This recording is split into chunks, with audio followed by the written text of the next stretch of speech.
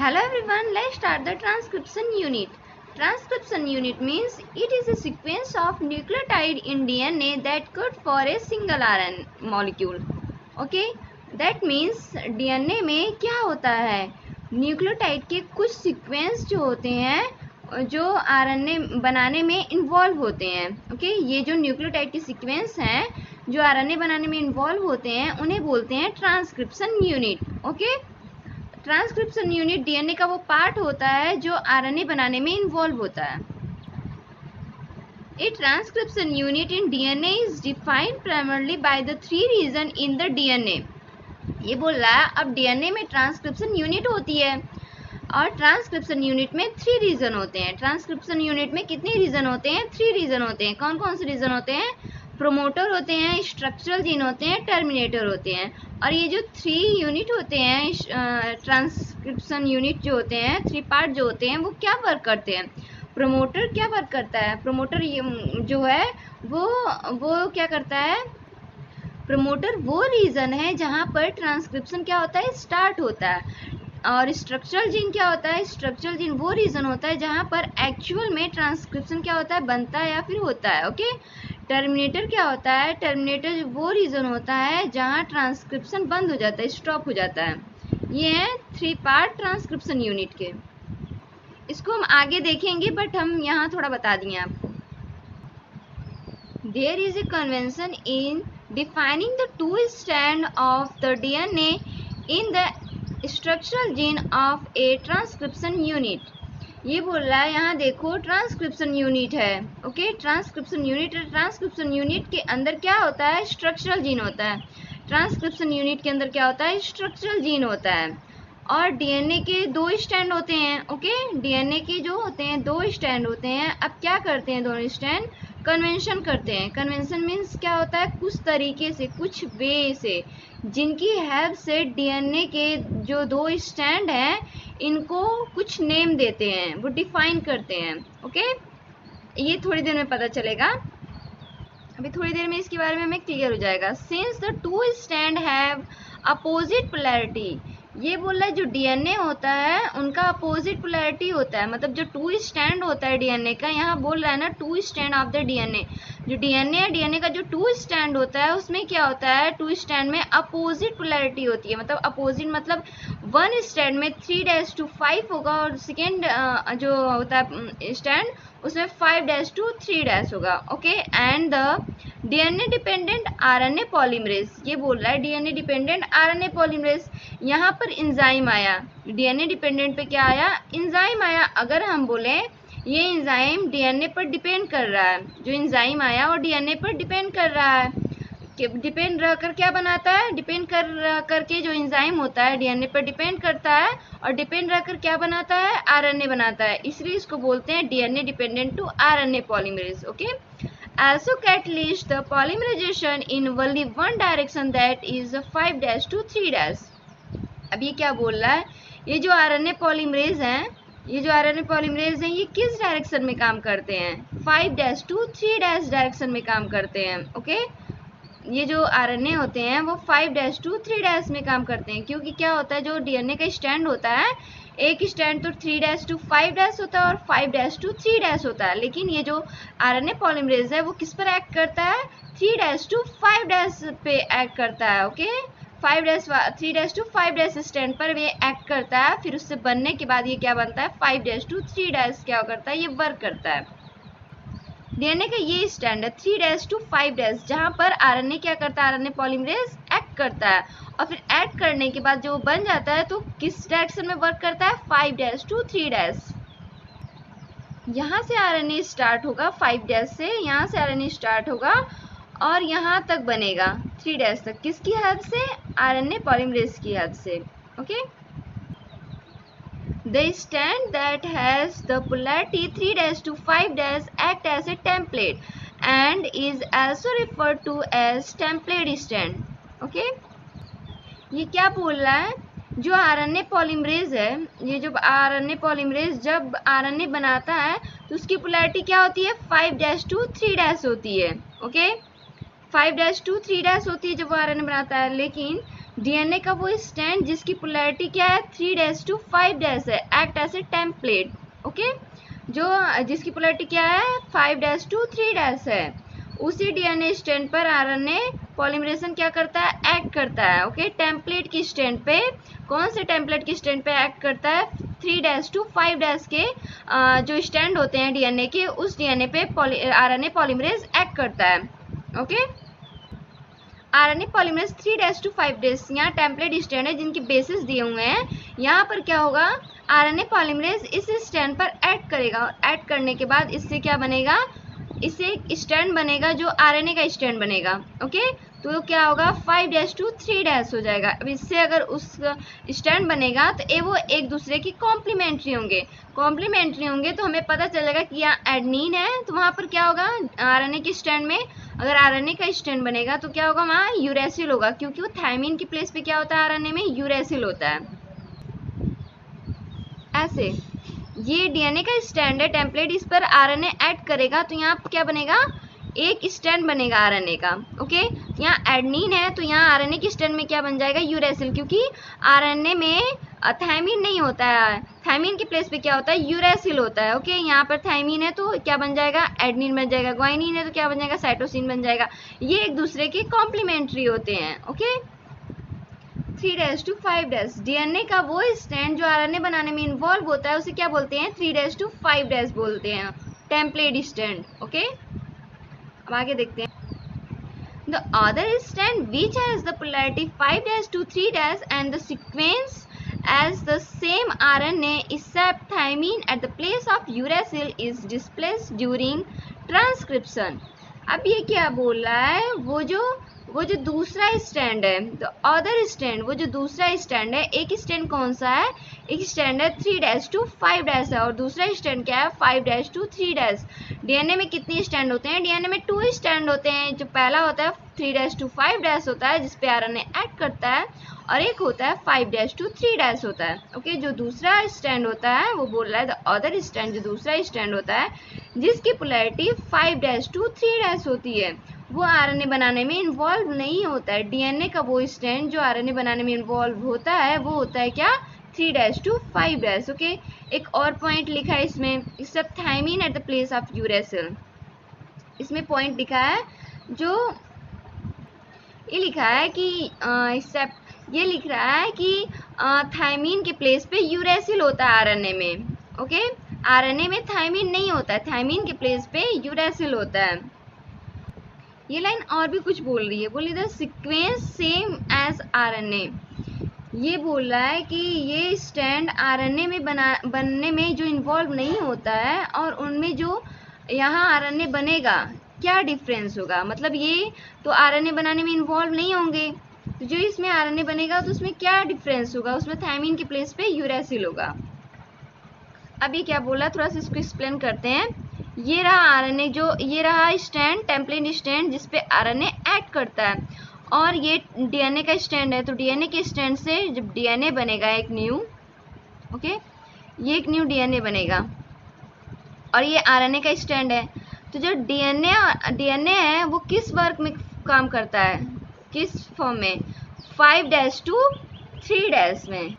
RNA किस में work करता है, 5' to 3' में आरएनए वर्क करता है, और डीएनए भी किस में वर्क करता है, 5' to 3' में। तो जब यहाँ डीएनए का स्टैंड बन गया 5' to 3' और यहाँ आरएनए का भी स्टैंड बन गया 5' to 3', तो इन दोनों में डिफरेंस क्या हो गया, इन दोनों के डिफरेंस में ये होगा कि डीएनए में थायमिन के प्लेस पे क्या होगा, यूरेसिल होगा। डीएनए में थायमिन होगा, लेकिन आरएनए में क्या होगा, थायमिन के प्लेस पे यूरेसिल होगा। इन दोनों में ये डिफरेंस होते हैं।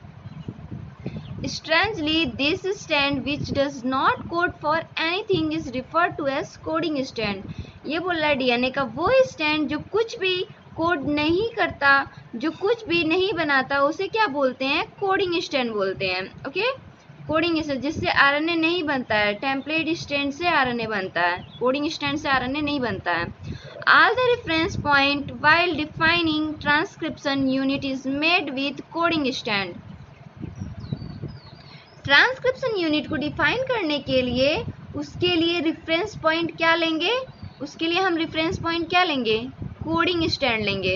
ओके, कोडिंग स्टैंड लेंगे। अगर हमसे पूछा जाए आपसे कि प्रोमोटर किस डायरेक्शन में है, तो हमें क्या बोलेंगे, 5' डायरेक्शन में है। टर्मिनेटर किस डायरेक्शन में है, 3' में है। ट्रांसक्रिप्शन यूनिट डिफाइन करने के लिए किसकी हेल्प ली, कोडिंग स्टैंड की हेल्प ली। ट्रांसक्रिप्शन यूनिट डिफाइन करने के लिए किसकी हेल्प ली गई, कोडिंग स्टैंड की हेल्प ली गई। कोडिंग स्टैंड से हम लोकेशन को डिफाइन करते हैं, टेम्पलेट से डिफाइन नहीं करते हैं, कोडिंग स्टैंड से डिफाइन करते हैं। प्रोमोटर किस डायरेक्शन में है, 5' डायरेक्शन में है। टर्मिनेटर किस डायरेक्शन में है, 3' डायरेक्शन में है। Okay, to explain the point a hypothetical sequence from a transcription unit is represented below. ये बोल रहा है कि ये बेस पेयर दिए गए हैं टेम्पलेट स्टैंड के, कोडिंग स्टैंड के। ओके, बेस पेयर दिए गए हैं 3' to 5'। ये बेस पेयर किसके हैं, टेम्पलेट स्टैंड के। 5' to 3' किसके बेस पेयर हैं, कोडिंग स्टैंड के बेस पेयर हैं। अब ये एक दूसरे के कॉम्प्लीमेंट्री होंगे। ओके, अब ये क्या बोल रहा है, can you now right the sequence of RNA transcribe from the above DNA। इसका मतलब है कि जो टेम्पलेट स्टैंड है 3' to 5' और जो ये कोडिंग स्टैंड है 5' to 3', ये किसको ट्रांसक्राइब करने के लिए बोला है, अब DNA को। तो ये बोला है ये सीक्वेंस है जो 3' to 5' है, इस सीक्वेंस की हेल्प से हम पता करेंगे कि RNA का सीक्वेंस क्या होगा।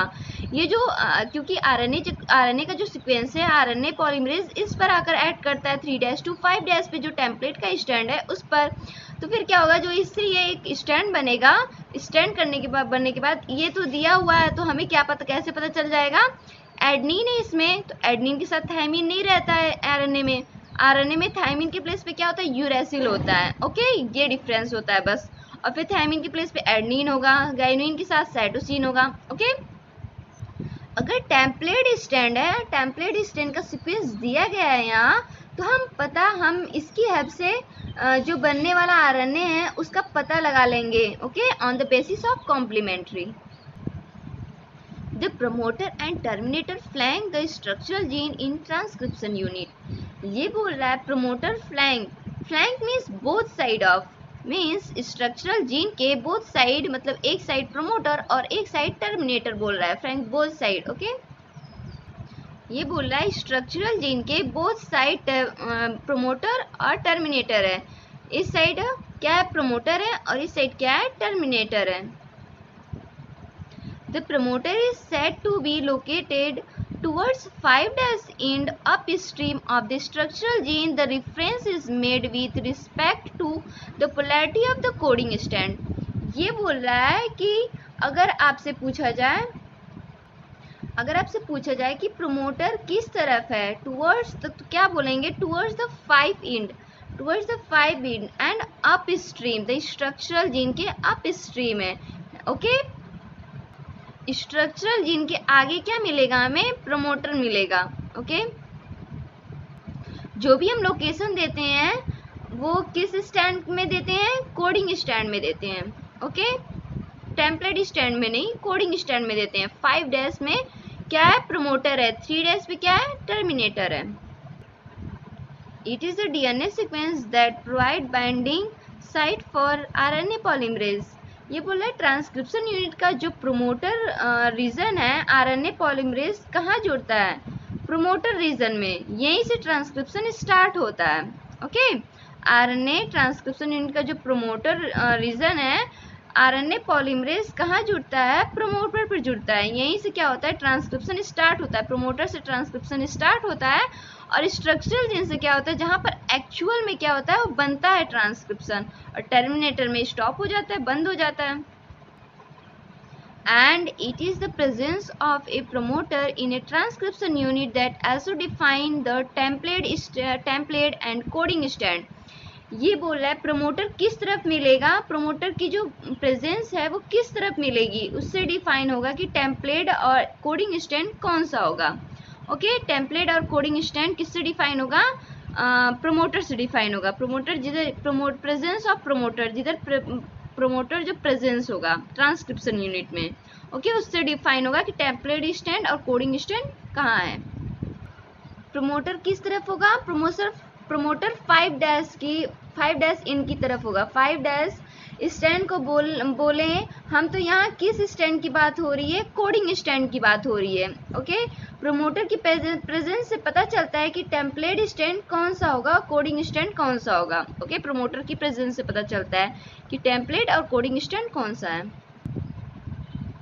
By switching its position with terminator, the definition of coding and template stand could be reversed. Definition of coding and template stand reversed. ये क्या बोल रहा है कि अगर हम प्रमोटर और टर्मिनेटर को रिवर्स कर दें, मतलब प्रमोटर के प्लेस पर टर्मिनेटर कर दें और टर्मिनेटर के प्लेस पर क्या कर दें? प्रमोटर को कर दें, इससे कोडिंग स्टैंड और टेम्पलेट स्टैंड भी चेंज हो जाएगा। अगर ये बोल रहा है कि हम रिवर्स कर दें, मतलब प्रमोटर को टर्मिनेटर के प्लेस पे कर दें, टर्मिनेटर को प्रमोटर के प्लेस पे कर दें, तो क्या हो जाएगा? कोडिंग और टेम्पलेट स्टैंड भी चेंज हो जाएगा। अब क्या होगा? कोडिंग स्टैंड ऊपर हो जाएगा, टर्मिनेटर नीचे हो जाएगा। ओके, कोडिंग जो प्रमोटर है वो 3 हो जाएगा, टर्मिनेटर क्या होगा? 5 हो जाएगा, क्योंकि प्रमोटर जो है यहाँ आ गया तो 3 होता है, हमेशा देखा जाता है कोडिंग स्टैंड से, और टर्मिनेटर अगर यहाँ आ गया तो क्या देखेंगे हम? 5 से। The terminator is located towards 3 end downstream of the coding stand. Okay, ये बोल रहा है कि जो टर्मिनेटर होता है वो कोडिंग स्टैंड 3 की तरफ होता है। उसको क्या बोलते हैं? डाउन स्ट्रीम भी बोलते हैं। ओके, प्रमोटर को क्या बोलते हैं? प्रमोटर को अप स्ट्रीम बोलते हैं और टर्मिनेटर को डाउन स्ट्रीम बोलते हैं। अप स्ट्रीम और डाउन स्ट्रीम का मतलब क्या है?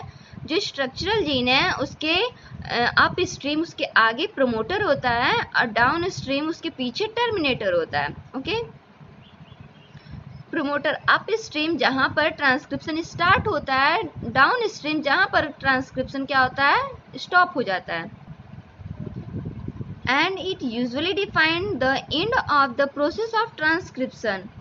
ये बोला ट्रांसक्रिप्शन वो रीजन होता है जहां पर टर्मिनेटर, ये बोल रहा है कि टर्मिनेटर वो रीजन होता है।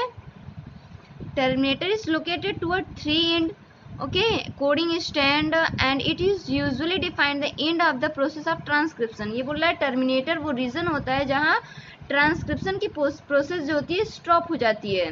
ओके, ट्रांसक्रिप्शन यूनिट डीएनए का वो पार्ट होता है जिस पर डीएनए बनता है। इसमें कितने रीजन होते हैं? ट्रांसक्रिप्शन यूनिट में 3 रीजन होते हैं। ओके, 3 रीजन होते हैं। कौन कौन से होते हैं? प्रमोटर, स्ट्रक्चरल जीन, टर्मिनेटर होता है। प्रमोटर जहाँ से स्टार्ट होता है ट्रांसक्रिप्शन, स्ट्रक्चरल जीन जहाँ पर एक्चुअली बनता है, और टर्मिनेटर क्या होता है? जहाँ बंद हो जाता है। प्रमोटर क्या होता है? स्टार्ट होता है जहाँ पर आरएनए पॉलीमरेज जुड़ता है। There are additional regulatory sequence that may be present further upstream or downstream to the promoter. ये बोल रहा है कुछ और एडिशन रेगुलेटरी सीक्वेंस होते हैं जो अप स्ट्रीम की तरफ भी होते हैं और डाउन स्ट्रीम की तरफ होते हैं। कुछ इसमें एडिशनल रेगुलेटरी सीक्वेंस होते हैं जो अप स्ट्रीम की तरफ भी होते हैं और डाउन स्ट्रीम की तरफ भी होते हैं। Some of the properties of this sequence shall be discussed while dealing with regulation of gene expression. जब हम जीन एक्सप्रेशन के बारे में पढ़ेंगे तब हम इन सीक्वेंस की प्रॉपर्टीज के भी बारे में पढ़ेंगे। Okay, bye bye.